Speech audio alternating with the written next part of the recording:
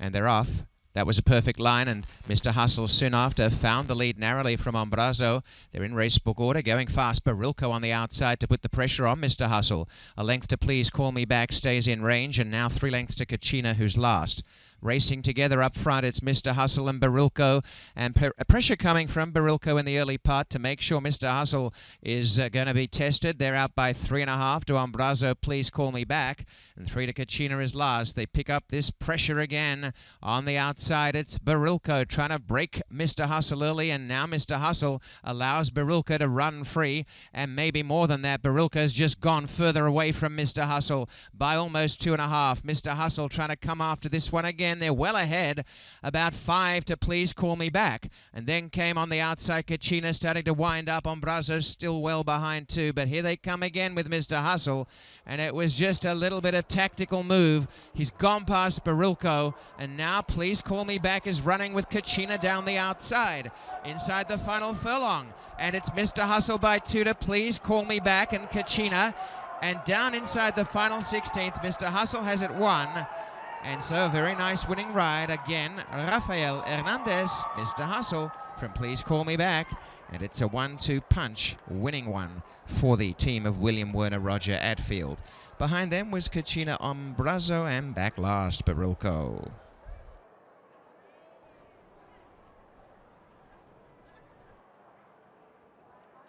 Ready. Gail Ray bred the winner in Kentucky. Winning rider Rafael Hernandez. They're so happy they're singing inside the winner's circle right now, and it's always the happiest spot on any racetrack. A little R&R, Rafael and Roger after the Soaring free victory, courtesy of Mr. Hustle. Take us through the trip. I noticed that you let that other rival go, and then you got to the outside, and that seemed what he wanted to do. Yeah, that was the plan. Roger told me, just try to get him relaxed, in that point in the race, and just let him roll down the stretch. So we break, make sure he was in the race. So I told the other horse was hustling me too much.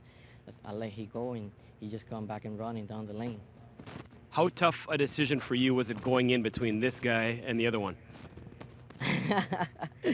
Actually, that's a Roger and my agent decision. They did a good job, and and the horse, he's a class horse. He do anything you want. He show up the last couple times, so we had to come up with this one. We rode him twice. It went back to back, and this one. So I think we made the right decision.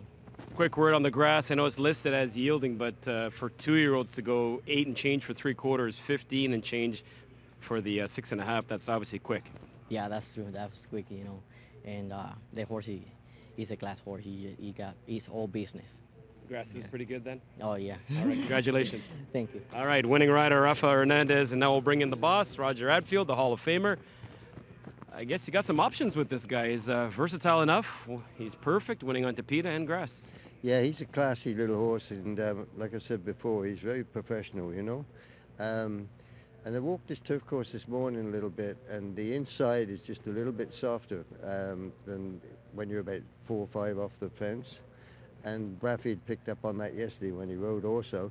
The rest of the turf course was very, very good this morning, I thought. And,